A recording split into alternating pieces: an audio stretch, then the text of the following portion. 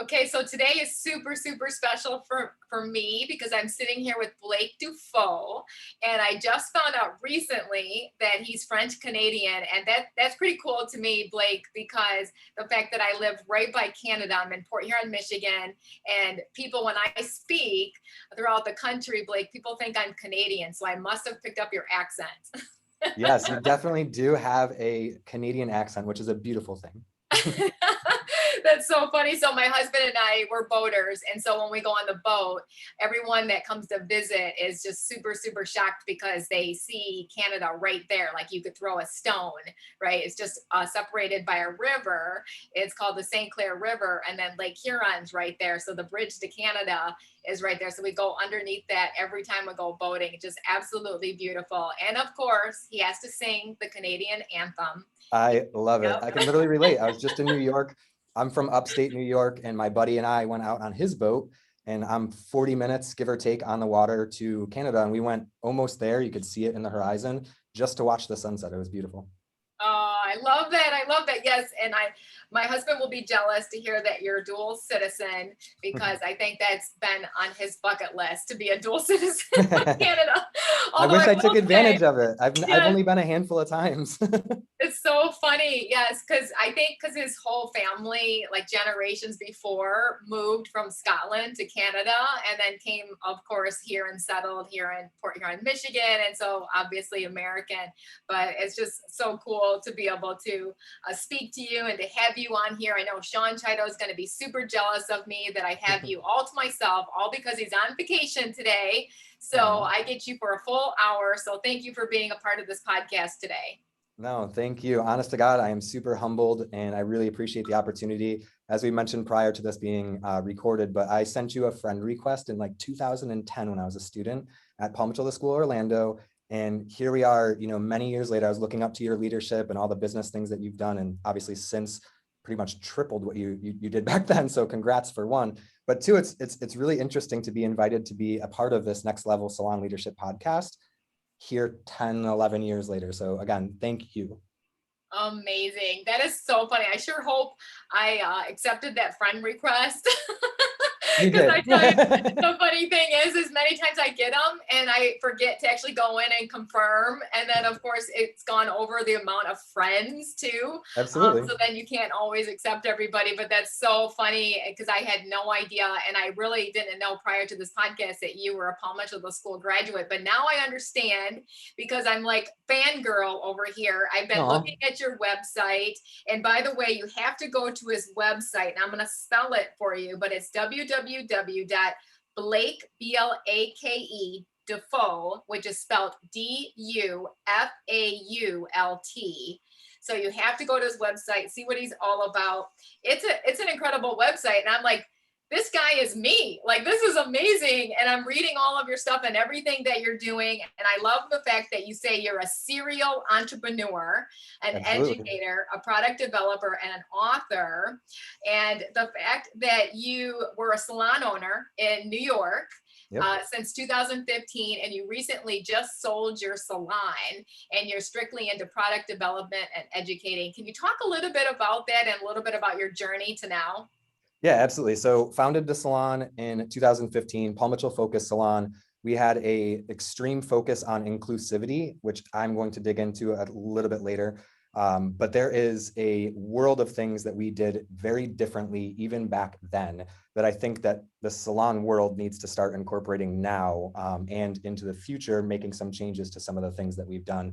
But since we opened, I promised my wife, I'm like, I'm going to move to Florida. We're going to semi-retire. We're going to sit in the warm weather. I was sick of the cold weather in New York. And thankfully, both of us have, as you mentioned, a serious work ethic. But since then, I couldn't sit still and thought about all of the years that I was an educator working for some of the most recognized brands. I'm like, what can I do that incorporates everything that I've learned with them, that also transitions into me not spending every second of my life doing it? And I've come up with products and tools, and we'll talk a little bit about that if you want, but it's more than an hour's worth of conversation. As you said, you and I are very much alike when it comes to that. But transitioned from more of a service provider into more of a product and tool developer, as well as an author. I've written a book that is more about my life and what to avoid, as well as several educational like curriculums, if you will. So constantly busy, always productive, and never sitting still. I love that you're an author. Talk about your book first and foremost and how people can get your book. So on my website, blakedufault.com, you can / and then the word shop, and there is all sorts of what I've been working on, product-wise, tools, all that jazz. But the book is really, it's called This Isn't a Success Story. It's a bad word. It's not about success. This is a heartache and sacrifice story. Over the years of putting all of that time and energy into creating systems to get the salon to operate without me being there, and all the behind the scenes jazz that goes along with that, is it always comes with sacrifice, whether that's family, health, all of the above.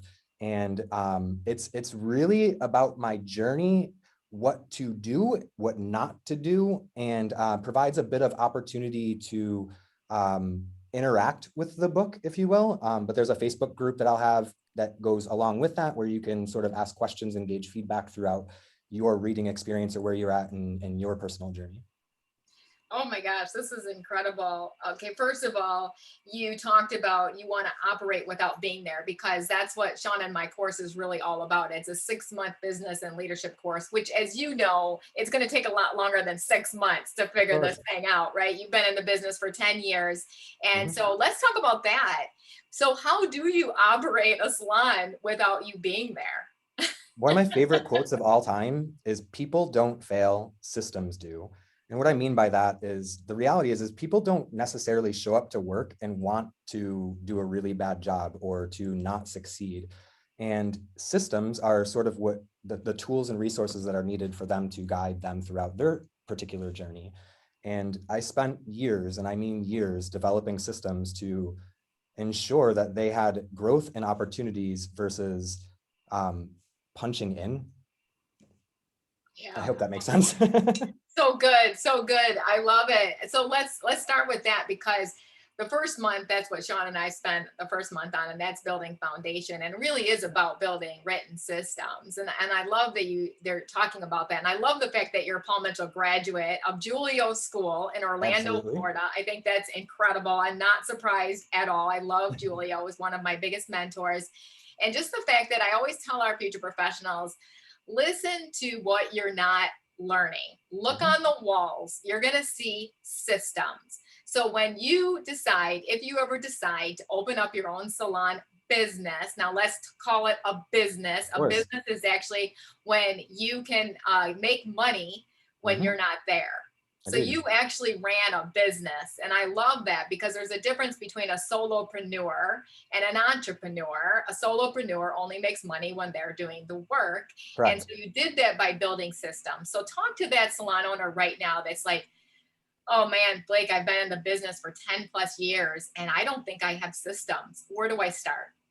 Start with your mission and vision. I always believe that is the as you mentioned, the foundation of where to see your salon become a reality, or the systems become a reality. So your mission should be supported by your vision. Your vision should be executed through people. I hope that makes sense. I could talk about that for hours and hours and hours, but simply put, your mission becomes your vision is executed through people. You know, let's talk about that, because Blake, I think that's the first challenge, the first hurdle that I have to get over with my salon owners. They have these beautiful mission statements, but they don't know what they say. They have to actually go read it to me, because they don't know, it's not in here, right? It's not in their heart. And so talk about that, because I think we're overcomplicating things. We talked about this earlier, and you said that we need to start simplifying our businesses. And I love that you said that, because let's talk about how not to overcomplicate your vision and mission statement. Where do you start? It should honestly be a sentence. I mean, one sentence is enough. I think that you touched on this a tiny bit, but the goal shouldn't be for not only you to, the goal should be, let me rephrase that, for not only you to execute it or be able to recite it, not only your team, but also your guests. Like, your guests should know what your mission and vision statements are. one of the ways I did that was through our broke room is what we call it. It's the break room. It's required by law, but none of us thankfully are back there, sitting on their phone and gossiping. It's a place for us to write thank you notes to our guests and eat your lunch, and that's about it. But back there, I have a whiteboard. It is chalk, but a whiteboard because the entire salon is white. It has our mission and vision statements on there. It also has ways that the team can contribute to follow through with what those vision and mission statements stand for. Because at the end of the day, that sentence needs to be broken down by action. And one of the best ways to do that is have your team come up with it. Yeah. Again, if you don't want to work, and I don't mean that lightly because it is work, it's always going to be work. But at the end of the day, if you want to be profitable while not being in the salon, busting your butt, trying to do accounting, payroll, all of the things that go along with being a salon owner, the team should be the one that come up with this. As my previous careers as a corporate manager for Abercrombie and Fitch, I would sit with my leg crossed in front of my team and ask them questions, write them down, and then ask them another question. How would you do that? Simple as that. So good. I love that. And case in point, ours is we're in the business of changing lives. And so just quite point blank asking our team, whose life did you change this week? Right. Who changed your life and whose life did you change, right? And bring them right back to the why. The mission is the why we are in business and what do we exist to do. And so let's talk a little bit more about that. Like, how did you apply it in your salon business and how do you coach other salons to do that, Blake?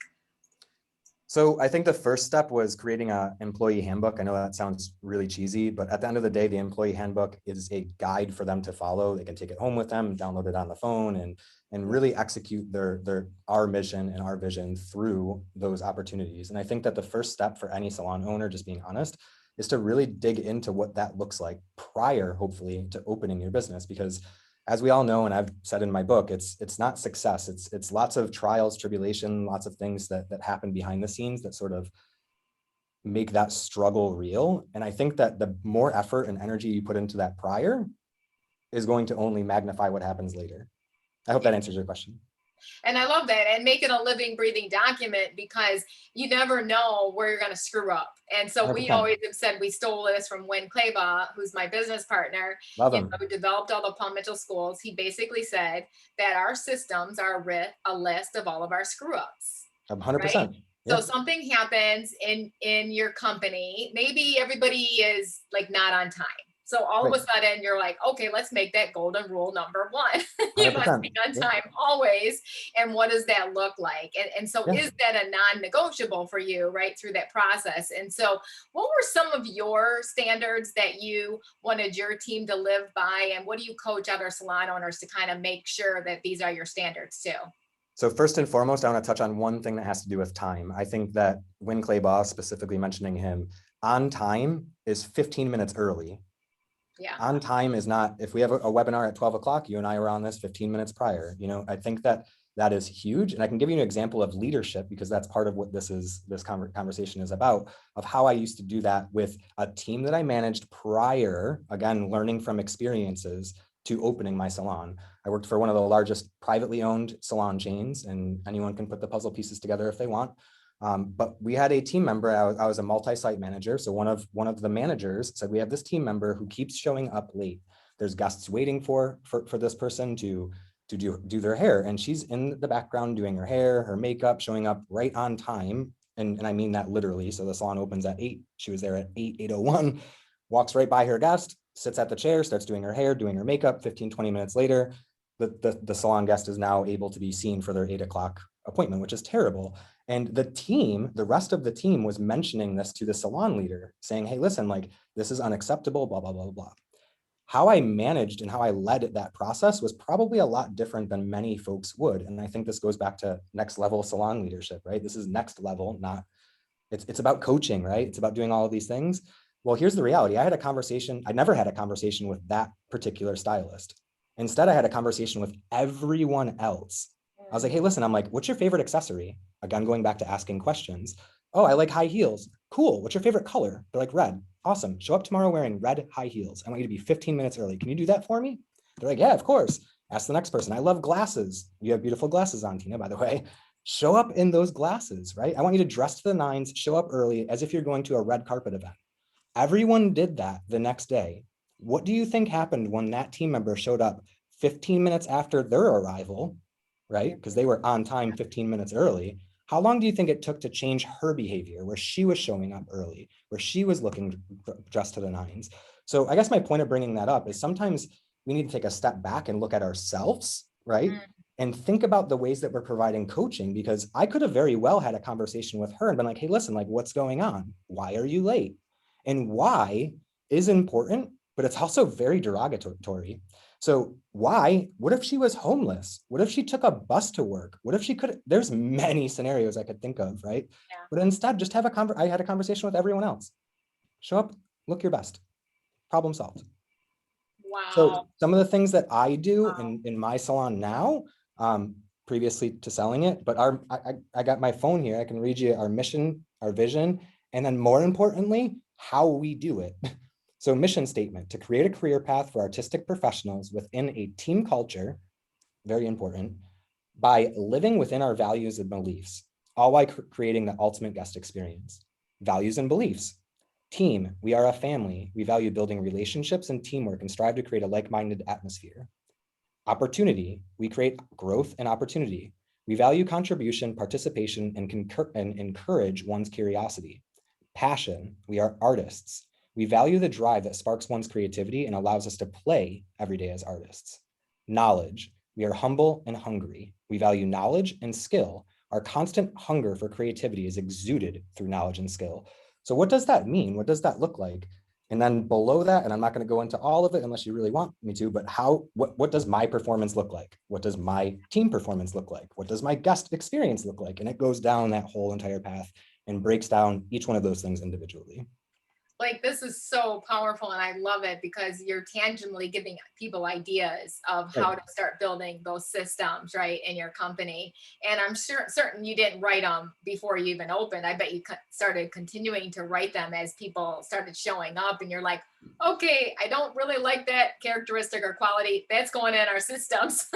Yeah, Right? absolutely. Yeah, Yeah. it's a living document. It's constantly changing, it's constantly evolving. But what I can say is I sold everything I owned and moved from Florida to New York to open a salon that didn't exist in my community or my area. And I'm not going to lie, a lot of that I spent years writing, years developing. And did it work? Yes, I'm not going to lie. But, and I hate using the word but, one thing I would suggest is start replacing that with the word and. So, and it's a living document. So once we opened, I got the team involved. I got the team involved a lot and asked questions, asked for feedback, and had them edit and create more systems moving forward. So 100% correct. I don't believe that everyone had the opportunity I did, where it was, let me just pack up and leave and sit and by the way, this apartment was on the train tracks. I had a book bag, literally, with everything I owned in it. That's it. I used a coat as a blanket, my book bag as a pillow. I found up in the attic a pot with no handle on it. And I ate ramen noodles out of that thing for I don't know how long before I actually put all of this to from a vision to create to reality, right? So Incredible. again, not a success story. That's incredible. I love that so much because I think everyone always sees the glamour and everything that, people have created, but they don't know what happened behind the scenes. It's kind of like a photo shoot. I've been watching one of my graduates do a photo shoot down in Miami right now. And she said, do you want to see the behind the scenes? And we're like, oh, yes, please. 100%. Because it's not completely glamorous. And so if you were to look behind the scenes for myself, any salon owner, for Blake, it's not so pretty. I ate a lot of ramen noodles too back in the day when my husband first got married. Actually, those were pretty darn good. Actually, right? I miss them some days, right? Yeah, but absolutely. talk about that, the law of sacrifice, because I think a lot of times people are like, oh, I could do it better than this salon owner. The employees are looking at their salon owners, complaining about them, like you said, in the broke room. Absolutely. Right? So talk about that law of sacrifice, because give reality picture, because it's not so pretty. So I'm pulling up an excerpt from the book, and that's what I've called it, the book. there have been many instances where work has come before everything. I would say that 10 out of the 11 years I've been doing hair were spent with so much focus that everything around me suffered. I hurt people, I hurt friends, I hurt family members, I hurt myself. There isn't a single moment in those 10 years I regret, though. I've been told that my lack of emotions and overwhelming sense of purpose is the reason for all of those heartaches by family and friends. It is what it is. It's who I am. You see, I didn't have a childhood that provided me with the emotions necessary to be a typical adult. And I could go on for more about that, but it's all sacrifices. It's all sacrifices. It's so true. And, you know, I was just talking to one of my graduates that graduated quite a few years ago as well. And he says this, he says, unfortunately, I thought I could make more money as an independent stylist. So I went off and started renting in a suite. And he said, what happened was I sacrificed my marriage. He said he had a little girl, and he said it was so frustrating because he was putting in 80, 90 hours a week just to make ends meet because the rent was so high. And then he woke up, so to speak, and said, you know, what am I doing paying this type of rent? So now he owns a salon paying half the amount of rent with 4 chairs. Do Love the it. math, right? Because Yeah. we've come to the conclusion, and let's talk about technology, because he's come to the conclusion that you can actually pay less rent because you don't really need location anymore. Like we always thought we had to have a great location. All you have to do is produce a great product and people will come. So can you talk a little bit about that and how that worked for you and when you coach other salons? So I had a keynote prepared for this particular webinar, and it is long and in-depth about technology. I'll try to summarize some of it, but I'm going to start with what 2015 looked like when I opened the salon. So give me 30 seconds. I pull this up. So backstory, I guess, while I'm looking for this, my wife is in the field for people with developmental disabilities and physical, mental, all that kind of thing. Very long story behind that, but she had a son that passed away prior to me meeting her. 7 years old when he passed away from cerebral palsy and multiple health complications. She told me stories. When I met her, I was in the process of opening the salon. It was right before it was about to launch. And again, when I opened in this conversation, I said the whole purpose of the salon was to be inclusive. And what I meant by that was very different than her vision of it. We had a price point for every guest. It started at $20, $40, $60, $120, and went on from there. So it was meant to be economically based versus demographically based. And what she said to me was like, she's like, you're not inclusive at all, literally. So with me and my obsessiveness, I started Googling everything there was possible. Thankfully, internet exists. And I think that touches on technology a little bit, but not where I'm going with this. You have the ability to find anything on the internet. I don't even have to use my phone. I can talk to it and it'll pull it up for me. I can scroll with my eyes. I don't know if you knew that, but you can do that on an iPhone. Set it up to scroll. But let me find out where this inclusion thing is. So adaptive artistry was something that me and her came up with. And I love that word because adaptive speaks to the demographic that she was talking about. And artistry is something that we do, right? So I have the name trademarked. Don't try using it. But this is sort of the backstory on it, I guess. And I'll read you this, and then I'm going to talk about who ended up talking about this prior to us opening because they heard about it. Imagine a place where before you even walk in, caters to your every need. A website that works for the visually impaired. A representative you can call or text. A place that utilizes technology to explain and tour our salon, school, shampoo room, color stations, blah, blah, blah, blah. A place where you can meet and interact with your artist from the comfort of your own home and have a consultation. A place where stations and shampoo bowls accommodate people in a wheelchair. Where artists are trained in ASL, assisted guiding, sensory stimulation, and behavioral redirection. A place that utilizes 3D cameras to share that experience with people, family, and friends around the world. A place that may even be your home. And then I have another thing real quick. In 2015, I opened my salon, which I talked about earlier, which I've since sold. RFID, which is something very interesting, and beacons were used to describe the salon, products, and much more through my interactive app. Remind you, this is 2015. A customer could walk up to a product and have their smartphone describe what they were holding, play a video on how to use it, and even offer a promotion specific to them. Customers could then walk out of the store with their product, not even going to the front desk. and it would automatically charge the credit card they had on file in their client profile. Let that digest for a minute. We're in 2021. Yeah. So I You could were talk doing about that in technology. 2015. Right. Yeah, let's talk about that and talk to salon owners right now. Where do they Yeah. start with this? With those two specifically, Google RFID, but it's basically a program that takes the SKU on the back of your product, which every product has, and uses GPS locators built into their salon and executed through the app, all right? And the beacons are placed strategically on your, I called it the goods, but like our take-home wall. And so you have categories, right? Smoothing, in Paul Mitchell's world, and all those different categories had beacons placed behind it. When they grabbed the product, the SKU on the back of that product would be registered through the beacon and then connected through the app onto their phone. When their GPS, when they walk out of the salon, it automatically notices that, because you can set up a geo fence around the location. And when that phone leaves the location, I know now that that product has left the store. I know who used it because of the phone that they're using, and it automatically charges and syncs with the software I'm using to charge the credit card on the file. Oh my goodness. Wow, you're Nuts. blowing my mind. Well, nowadays, oh boy, I could talk your ear off for days about that, because at the end of the day, that was 6 years ago. Yeah. That technology has existed. It was created for zoos, believe it or not, or museums. So in the old days, they'd have a little plaque in front of a lion, right? And then you'd read, "A lion's from Africa. It's big. It has a mane." You know what I mean? Like super boring, right? Well, now you'd walk up to that thing, the beacon would register on your phone, you download the zoo's app, and it will tell you everything you need to know with links, videos, whatever you wanted, right? So the technology exists. Yeah. Just because it's not meant for a salon doesn't mean I can reinvent it. Yeah.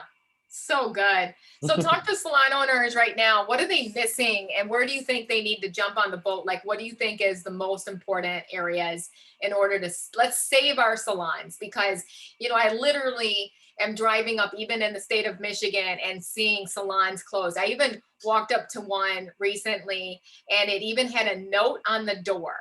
And it said, "We have all left the salon and we are all at this salon suite. So you can find us here." Right. And so I was like, oh my gosh, that was meant for me to see this because I do this Next Level Salon Leadership podcast. And so Right. I'll be able to share this. So what are salon owners missing so that they don't have to close their, W-2 employee-based salon? Let's talk to them. Let's talk to those types of salon owners right now. So two things. One, that's how my salon was structured. It was I called it culture-based pay, but it was based off of team performance, based off of key performance indicators that I set that make the business grow and them grow. So I can definitely relate to that. One thing that I'm going to say though, and I know this goes pretty much against what your company stands for, I see a dynamic shift happening from salon ownership and all that kind of stuff. And I do not want to talk about that on your podcast. But what I can say, what they are missing specifically is experience. Yeah. So I'm going to read something first and scroll up a tiny bit, but think of retail as a service. What I mean by retail is not your products. It includes products, but think of retail. You are a retail store. You are a storefront that provides not only products, but it also provides services. New retail infrastructure, which covers visitor insights. Do you know about your visitor insights? Do you track that data? Supply chain management, store technologies, smart logistics, electronic payments. Can your store visitors get styling advice from AI through an assistant powered mirror? Have purchases delivered to their homes within 2 hours? That technology exists, by the way. And have interactive experiences. So I think that, and I'm gonna scroll up just a tiny bit here real quick where is it? So I dubbed this the experience economy. It's the pursuit of happiness with a question mark. So the pursuit of happiness, think about that for a minute. What do humans need? They need to feel happy. They need to feel important. How do we execute that? Through technology. If your salon is using a paper book to document who's coming in at what time, that could be the reason there's a sign out front of your window. Yeah. And if there isn't, there will be one soon, and it'll be from your landlord. Yeah. And get out. So you got to reinvent some of your systems because, again, people don't fail, systems do. So Think Love it. about all of the ways you can incorporate technology into your space around, keyword, the user experience. For example, our mirrors in the salon were lower to accommodate a wheelchair. Do you think I stopped at just that? No, I had mirrors that were like the kind that you saw in fun houses. They were instantly slimming and pulled out like the best features of people. So when they sat down, they're like, damn, I look good. When they get home, they're like, I That's still look good, but awesome. that place was different, you know? Yeah. Well, nowadays, you can literally program, there's screens that exist that project backlit through your mirror images. So I know this technology exists. What if you sat down in a chair, right? And you're talking about color. Your guest is like, hey, listen, I'm really thinking about going red. Yeah. Okay, that's beautiful. I think you would look amazing in red. But are you comfortable with the journey to get there? Number one, the maintenance to keep up with it. And are you willing to go through that entire journey without seeing it first? What if Right. I could push a button and the mirror That's uses your incredible. face and see the color of your hair on your head prior to getting color? That Yeah. technology exists. So we got to Incredible. sort of take a step back, right? And pun intended, but look in the mirror. Yeah. Look in the mirror, period. Oh my gosh. So let's stop right here because Yeah. can people hire you to help them to better their technology education? Yes, 100%. So Yeah. blakedufault.com, which is everything, the hub for everything.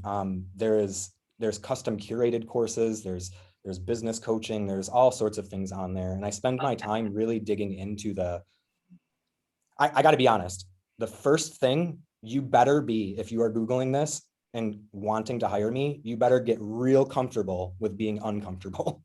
Yeah. Because a doctor's I'm job, right? gathering this. This is Yeah. amazing.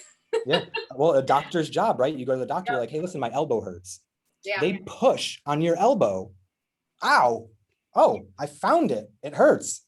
Let me recommend this to fix it. You know what I mean? So I have a questionnaire that goes out and again, going back to technology and me not working. And I say that loosely because I work a lot. We've touched on that, but all of it's augmented. All of it's automatic. You go there, you fill out a questionnaire. It sends you an automatic reply. The email has all the breakdown. By the time I've received your information, I'll know if you're committed. Yeah. Oh my gosh, this is incredible. Okay. 1000% behind you on this because we constantly need to be thinking about brand revitalization. It really is about finding people like you, Blake, that can help people think differently. And 100%. you've got to be around mentors that are going to make you uncomfortable, period. And Absolutely. I love that you said that because you're taking even me out of my comfort zone right now. And I bet Sean's listening to this thinking, yes, I love this because you're exactly what we need in our lives to take our salon business to the next level. So I think this is incredible. And I do want to go back and touch on because, you know, that constant reinventing your systems, brand revitalization. I'm always thinking, okay, what am I missing as an owner? What am I missing as a school owner? And what do I need to educate myself on? And so one of my favorite people is Nicole Cumberlander. She owns Paul Mitchell schools. She owns salons, and she has restructured her salon business. She got out of the salon business for a minute and went back into it. Right. And her opinion is to not even, she has a salon suite and a W-2 employees based salon. So she has both, but they're in one building. And so one side, they're completely separated from each other, but she trains on financial literacy, literally, right? So that her team understands that this is when you can go to the salon suite if and only you have 240 guests that are actually consistently following you and you're producing this amount of money. Otherwise, she said that she would be destroying their careers of paying that high of rent, right, of a salon suite. And so, and I love that because she's giving them a career path that they can be on. And I think as salon owners, we need to be thinking about career paths for our teams. Absolutely. And not just like throwing them in and expecting they're going to be with us forever, right? And so, as you know, we take on not employees, but future partners. So we partner with our existing stylists and in different salons. So we're opening our 4th salon. And so I love that hybrid approach because sometimes we're going to have people that are interested in owning salons. They don't want to lead and manage people, but they would love to be a solopreneur and work on their own. And so why not make that a part of your company, right? And so what does 100%. that look like?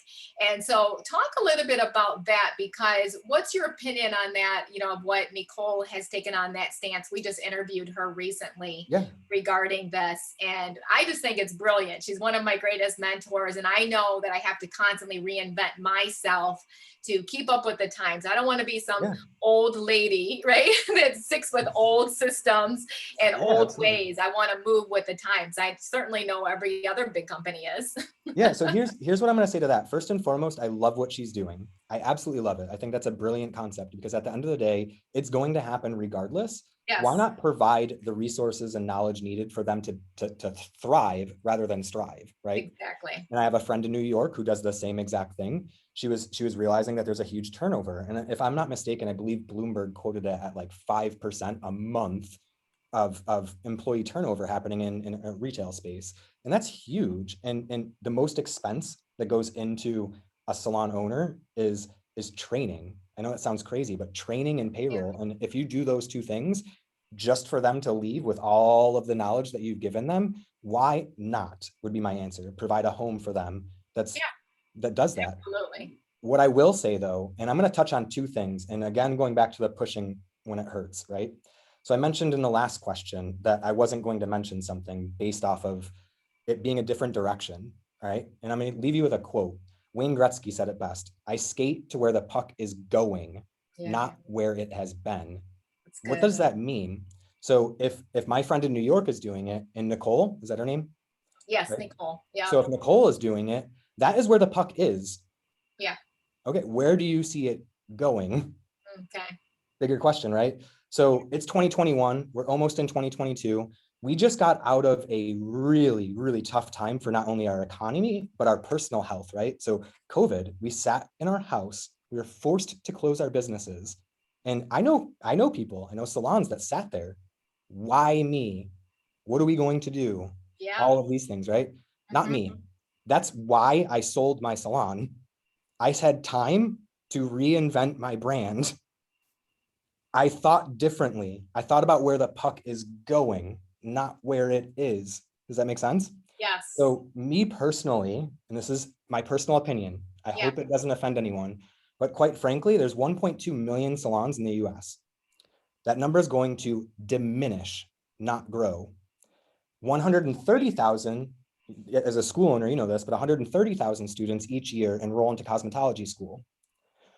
If the challenge is providing resources and education to get them to end up in a salon suite, and we're dealing with millennials, the better question may be, how do we eliminate everything that we just discussed?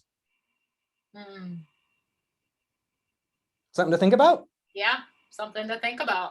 So how do I skip that? I'll be honest with you. Part of my book has this in there. If you're a student, if I could do it all differently, I was like, all right, listen, I'm going to open a franchise.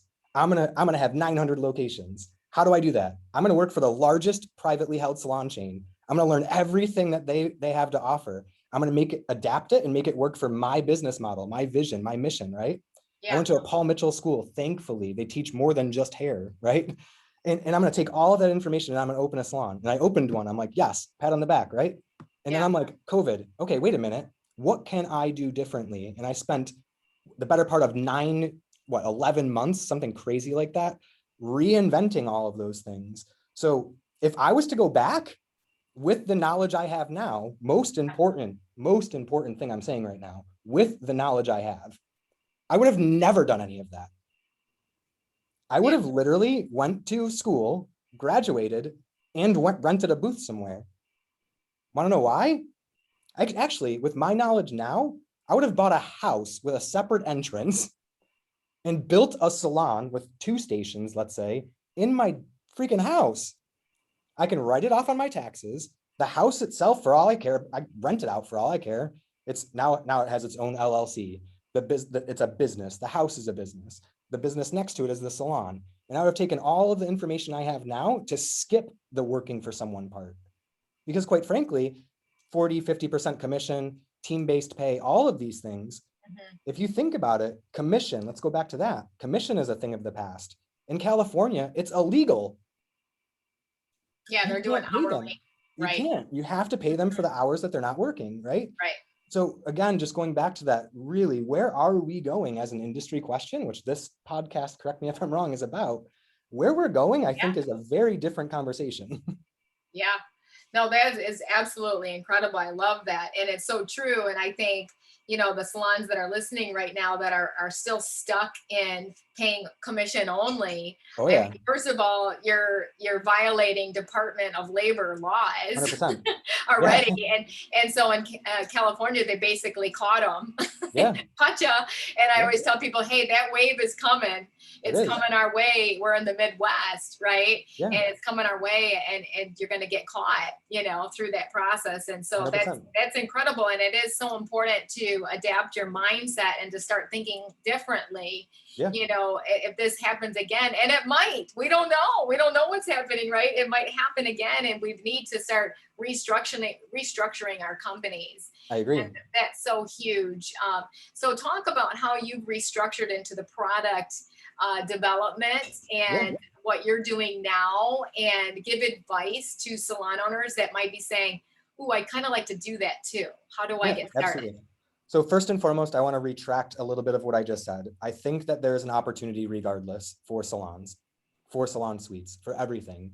Take the advice that you're giving to all of your people and run with it, because I'm telling you right now, Yes. that is what is going to set you apart. So I'm not bad Yep. mouthing anything, and I'm not giving advice, I guess. I'm just asking a simple question. Where do you see it going, right? But to answer Yeah. your question about products and tools, how much time do we have? I'm kidding. So Exactly. This is a so, whole day seminar. yeah, so product itself, I think that it's become apparent to me, at least through my experience, that there's too damn many of them. Pardon my French. Shampoo, conditioner, and a styling product. That's what I've chose to focus on. What you do, what anyone else does, that's your prerogative. As an educator, it's my job to talk about experiences and guide or navigate. It's not to tell you how to do something. So don't take this as this is the one and only way to do something. But my system is as simple as 1, 2, 3: shampoo, condition, and style. I source the highest quality ingredients, which is super duper important to clients, that are organic, super important, vegan, sustainable, cruelty, and sulfate free. My mission is to be 100% carbon neutral, and I do this by planting 1 tree for every product sold. Other companies allow you to choose your fragrance and package design. Did you know that existed? That's amazing. But what I focus on is what really matters: what's inside the bottle, and custom curate it for you and no one else. So what does that mean? Customized hair care, right? Totally new concept of things. What it means basically is you go to my website, you select customized hair care, and at the bottom, it says choose your wishes. And I use that on purpose because I think that hair care should be a genie. You rub a lamp and here comes out your 3 wishes, right?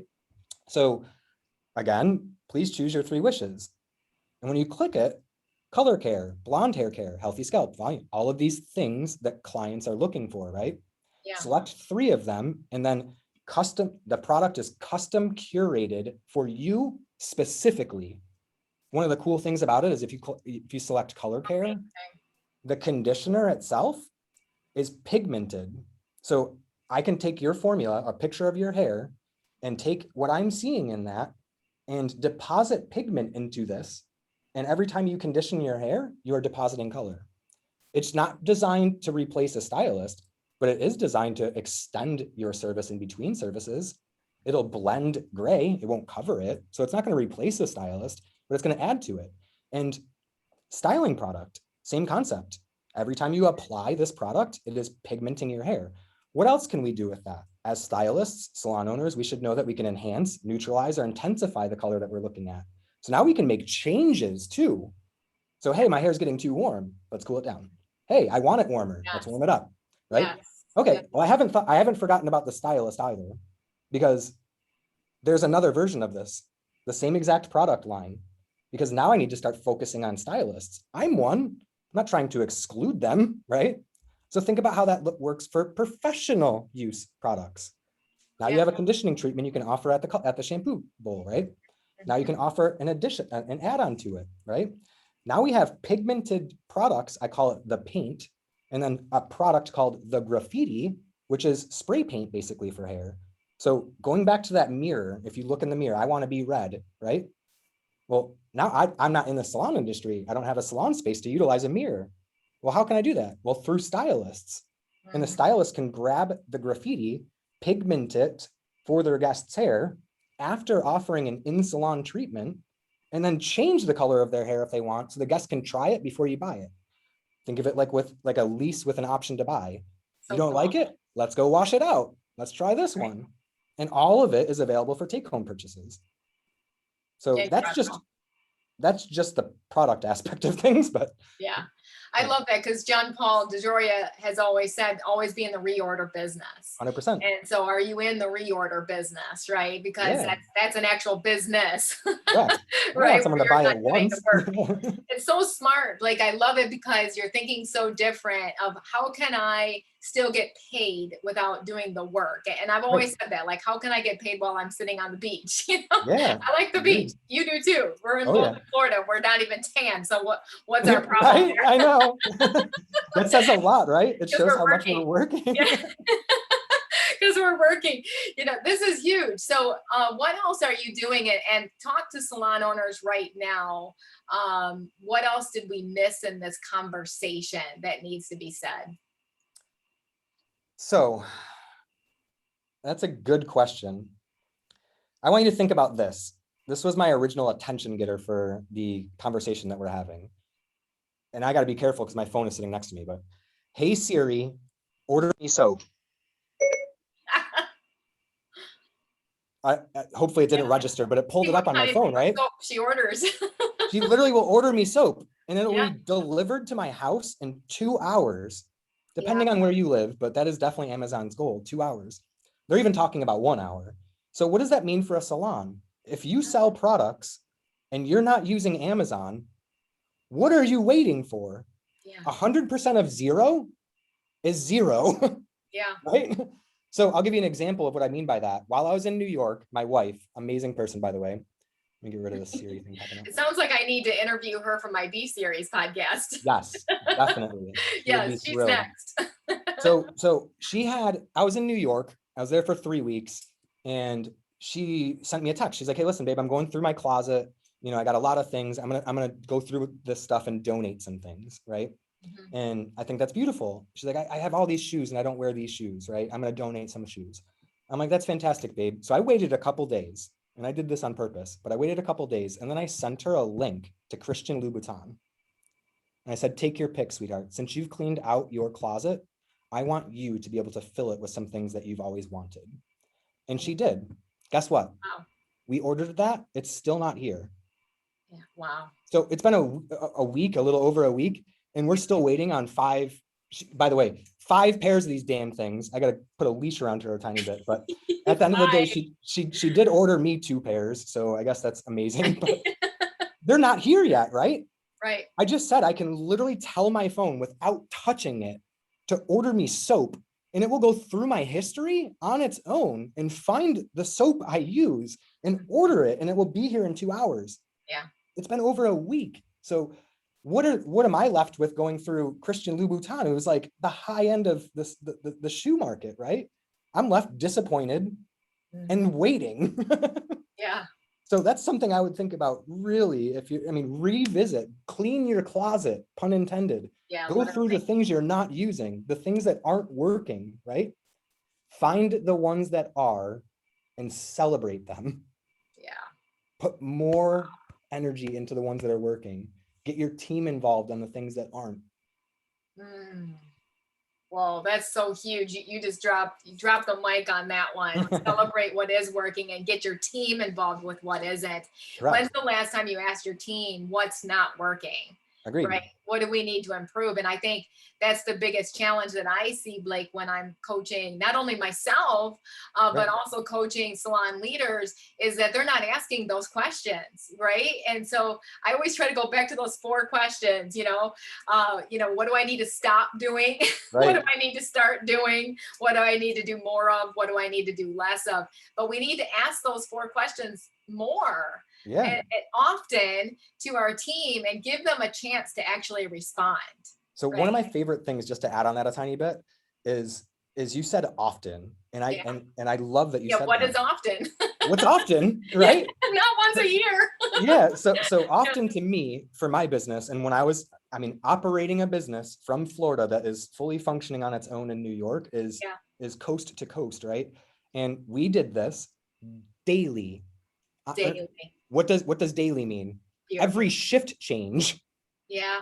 So not just, it's about putting actionable things to things, right? So daily we would have these things. And I want to stress this because this conversation can be very intimidating for people listening, right? Yeah. Not only, I go back to the doctor, if it hurts, push harder. So if it's not intimidating, you're doing something wrong to begin with, right? Yeah. But having them daily is huge. And most importantly, write a 3-letter word on it: fun.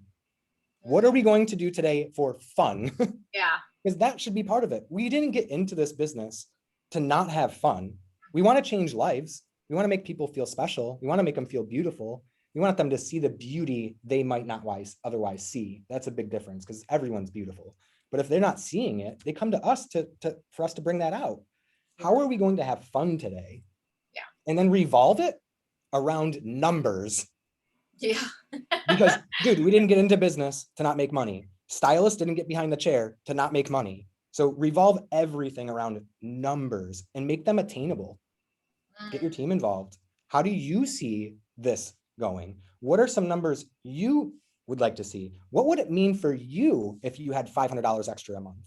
That might be a new car. That might be a different apartment. That might be the difference between a lot of things, right? So every single time, ask yourself questions, like you said. For me, it's why. Your why should be super duper important. Why are you doing it, right? Yeah. And then how do we do it? And then what if we did it differently? Yeah. That one's my favorite because that's good. I could bring up 1,000 things that we didn't discuss today that I would do differently. And it's all through pain, unfortunately. So allow people like you, allow podcasts, right, to give you the tools and resources to avoid making those discoveries. Yeah. Right? So good. Oh my gosh, Blake, I'm so glad I met you. I'm glad you're in my life. I always say there's people in your life for a season, a reason, or a lifetime. And so I'm so glad I finally got to meet you in person. Likewise. I'm glad John wasn't here. I got to hug you the whole hour. He's probably laughing right now listening to this. This is amazing. And let's definitely stay in touch. One more time, give your website so that everybody can jot it down right now because they need to hire you today to be a part of their shift, of their next level. And then what last piece of advice do you want to leave everybody with as well? Cool. Awesome. So I'm going to give the advice first. Stay humble and hungry. That's it. One sentence. As far as my website is concerned, the better way I think to approach this would be possibly a link somewhere or something like that. But I have a list of things that I'm going to read off really quick of ways that I can help your listeners for free. Because that's most important, I think. Yes. I have a free virtual tour, which thank you, Sean, if you are listening, and Tina, because I am going to be starting that off today from 4 p.m. to 5 p.m. Eastern Standard Time with your Paul Mitchell School, Michigan, one of them. Incredible. And I'm super excited about that, but it's a virtual tour. It's 100% free. Takes about an hour. All classes will be held remotely via Facebook. They'll be recorded so you can watch live and or replay later. Even if you don't have a Facebook account, I think that's important as well. Classes are held every Monday from 4 to 5. A free class. We were talking about business coaching, all that kind of stuff, right? Sample a course for free and see if it's right for you. There's no commitment, pressure, or obligation. You'll interact and participate in the course via Facebook Messenger groups from anywhere in the world, even if you don't have a Facebook account. I have a free month to my online academy. In an ever-evolving world of hair and technology, it's time we adopt the learning experience to include interactive online material. Blake Dufault Academy is an online learning platform changing the way we experience classes and content. We help students, professionals, and business owners navigate their journey through interactive learning experiences. Same concept, 24/7 from your phone, all interactive. Free product samples. If you want product, whether you're behind the chair or as a consumer, free product samples. You can visit my website, scroll to the bottom of the actual product section, fill out an email. All I ask is that you cover the shipping and handling, and I'll send you literally free products. Facebook groups. This one requires you to have a Facebook account, but Independent Stylist Support and Education provides business development, coaching, and technical skills to the nearly 1.2 million independent salon owners in the US. And my mission is to see that together we reverse those numbers and allow each member to thrive rather than strive behind the chair. And then for students, if students are listening, cosmetology students and alumni support and education provides the same exact thing to the nearly 130,000 cosmetology students enrolled every year. So my website has a lot of that information on it. You'll have to hunt for it if you really want to find it, or hopefully I can figure out a way for us to share like a link of that content. I love that. So cool. Thank you. Thank you. Thank you. And I love your piece of advice too. So be humble and hungry. I'm all Always. about it. Yeah, absolutely. That's why we have the podcast. Thank you so much. Thank you, Blake. God bless you. I appreciate Bye. you. Thank you so much. Thanks everyone for joining us live. Goodbye.